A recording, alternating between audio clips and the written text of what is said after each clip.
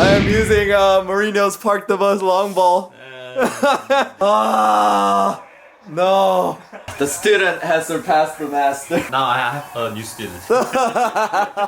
Hello everyone, in today's episode I'll show you a look into a typical day in Korea doing typical things with my cousins, eating typical homemade Korean food, which you'll see is nothing short of extraordinary. At the end of the video, I'll provide commentary to give you more insight into my day, but for now I hope you enjoy another personal look into my journey back to Korea. 할아버지 사랑해. I am too. Is on the same Netflix show as the J5 one.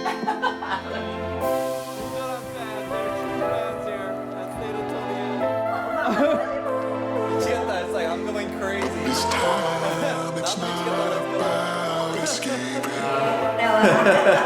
So I spent some really good quality time with my younger cousin who I barely get to see because he's always studying really late, but he happened to have a day off.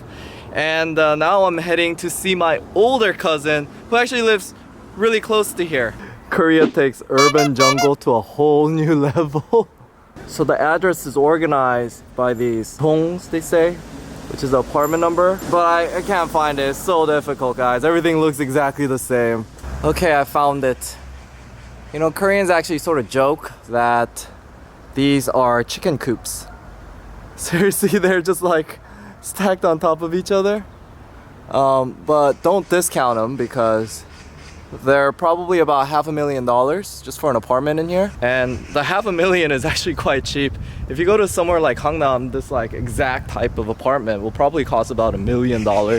So you gotta imagine that these cost about 10 times what mine cost.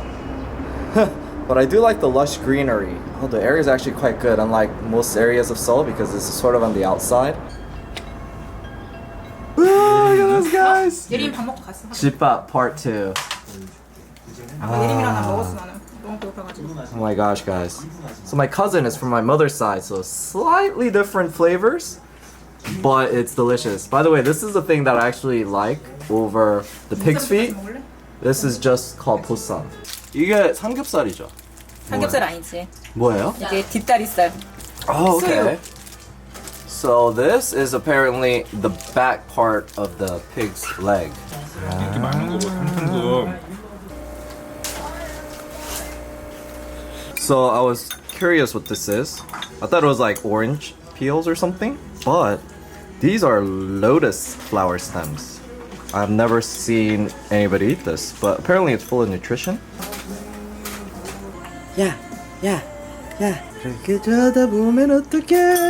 What's very unique about my cousin's apartment is instead of a TV right there, because 99% of other Korean houses put a TV right there, they have an oven and a nice little cafe set. So cute. They're making me soda pop. It's funny because it's being made from this little machine. They have literally a year's supply. Ended my night with my cousin. They have such a lovely family. It's always great to be with them. The food, it's delicious. What else can I say? It's the cutest food truck I ever seen that makes takoyaki. Walking through this neighborhood here in Gwangmyeong seems actually very safe. I think this is a good place to live or like raise a family, that kind of stuff.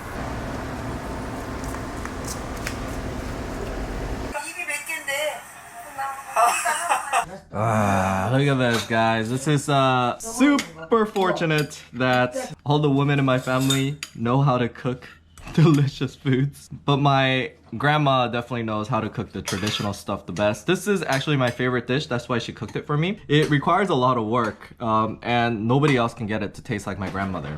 You're not gonna be able to find this on street food. The meat is so soft, succulent. It just comes right out the shell. That's important, especially with crabs, so I'm not picking at it. Korean crabs are small, but they're just so much more flavor in them. As you bite into it, the meat just comes out. I don't know how to describe it. It doesn't really happen with like Alaskan king crabs. I mean, there's nothing against it, but you have to crack the shell to get into the meat. This, the shell is so soft that you can just bite into it and it just squeezes out the meat. And the reason that crab stew is so good is because all the flavors, it just sort of marinates and gets into the juices of the crab. It gets into every little crevice. So when you suck it out, you get that rich ocean flavor along with the flavor of the meat. Oh, there's really no clean way to eat this. And of course, Koreans have all the delicious, fresh, fermented kimchi. That's a cabbage, that's onion. I mean, honestly, we had this the other day, but you don't get sick of it because Koreans, we have to have a lot of side dishes so that we can sample whatever flavor that we're missing. Everyone has different preferences or tastes, but you can eat the side dishes to compensate for whatever you're lacking in the main dish. And of course, you always have the rice as a base. So if it's too salty or too spicy, you can eat the rice. 쑥고추 요거는 되고 안다. 이게 다냐고. 아니 그게 아니냐? I guess we're trying to get the elbow to touch the ground.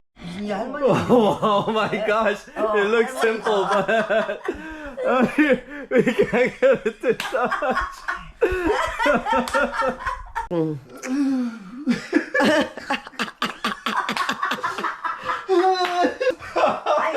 안 돼. 안 된다고.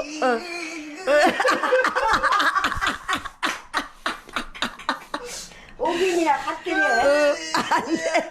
아니 세상. 엄마 해봐.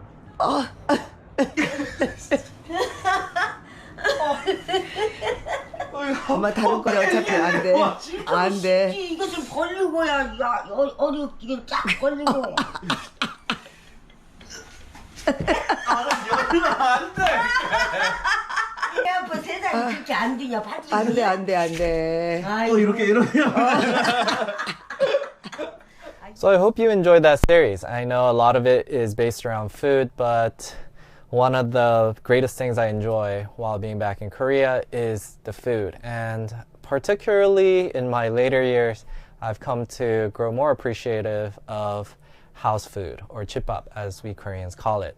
I actually released a first episode of my 2019 Korean series called House Food. It's on my Korean playlist, but I never really had the time to edit out the rest of it. So I'm going to take out this opportunity to introduce that to you and show you a closer look at all the fun things you could be doing in Korea. And in the beginning of 2019, I originally came because I heard my grandfather had Alzheimer's, but he was, still relatively physically healthy. So, I was in a much more positive mood. Mayu was there, and in the times we couldn't make visits to him because we have limited times for viewing, we went ahead and explored a lot of Korea. So, definitely look forward to the series. But as far as house food is concerned, as you can see, I really, really enjoy it. But I really have to make a statement that I think house food is maybe even misunderstood and definitely underrated. I think a lot of people see Korean street food because they associate Asia's best cuisines with street food. But something I have to state is when you talk about all the different levels of cuisine in Korea, street food is not respected. I think it's only become a recent phenomenon because it's gotten sort of global attention due to street food in other countries. Korean street food, first of all, is delicious. Even when I put it up against other street food in other countries, it's great. But culture and society here does not, champion street food. The way that we Koreans would see it is that it's unhealthy. Because street food by nature has to be cheap. So you use lower ingredients and you use cooking styles such as like deep frying and such, and a lot of MSG and different kinds of spices to sort of cover that flavor, which in the long term isn't really good for your health. So I've become appreciative of, all the elements of house food that Koreans like to cook. And house food generally incorporates a lot of older Korean traditional cooking techniques that have been handed down for literally centuries. I don't think there is like a single food I've ever eaten here without my parents saying, you know, this particular dish is good for your liver, or this is good for this and that, because it's just common Eastern medicine type of knowledge that's just handed down from generations. Because a lot of Eastern medicine, what it has to do with is your diet. So there's been centuries of record keeping as far as what kind of, you know, vegetables or fruits or herbs are particularly good for what. And Koreans have incorporated that into everyday dishes to create a relatively healthy diet.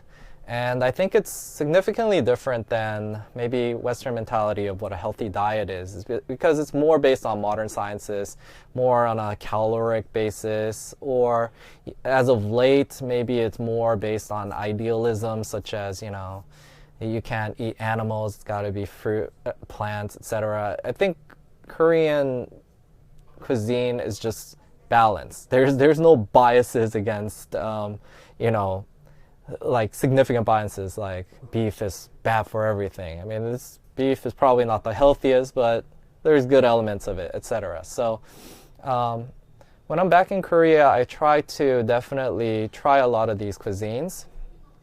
And every Korean will tell you, you become a better cook by tasting Korean food.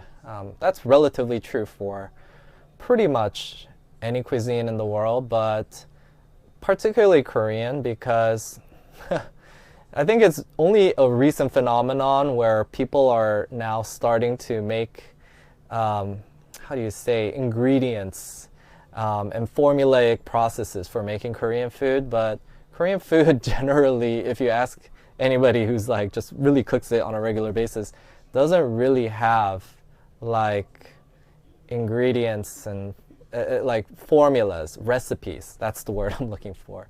You just sort of, like, it's frustrating for a Westerner, because when I ask my mom, how do you cook this? She will just say, add enough of this, and this, and this, and this.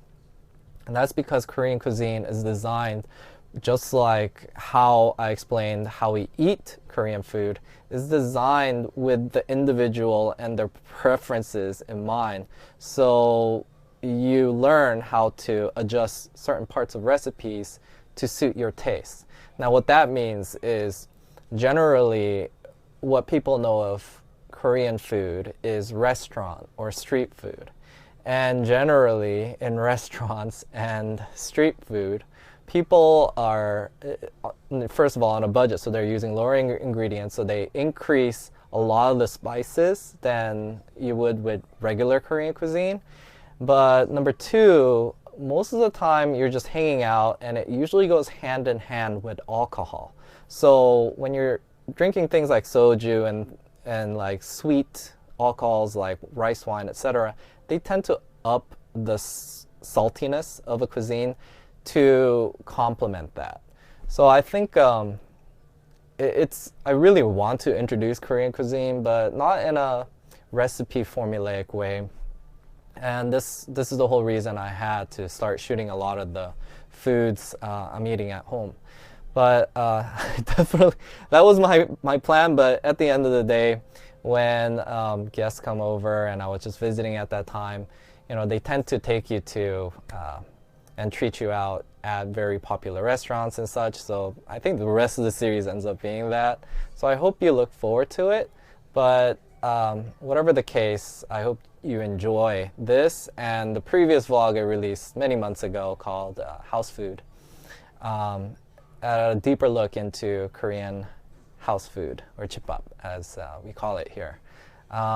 Whatever the case, I'm gonna just wrap up here real quick and move on to the next episode to edit. I'll be releasing them now on Monday, Wednesday, and Saturday. So definitely check back on a regular basis, and hope you join me for my next journey back to Korea.